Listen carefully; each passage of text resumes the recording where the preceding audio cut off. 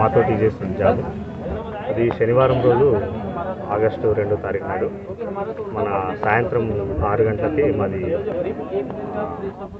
Stunt duty ఉంటుంది.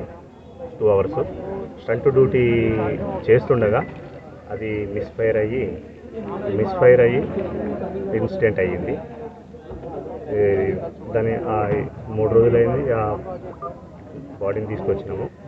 అది CRPF మన అధికారిక లాంఛనాలతోటి అంత్యక్రియలను కంప్లీట్ చేసినాము.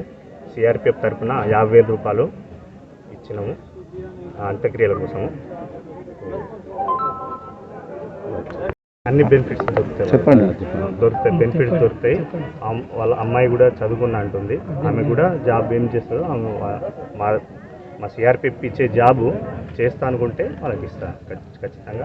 అవన్నీ అధికారికంగా అవి కంపల్సరీ ఇస్తాయి. అవి ఎవరు చేసేది అవసరం లేదు, ఎవరు ఏం వస్తాయి అవి.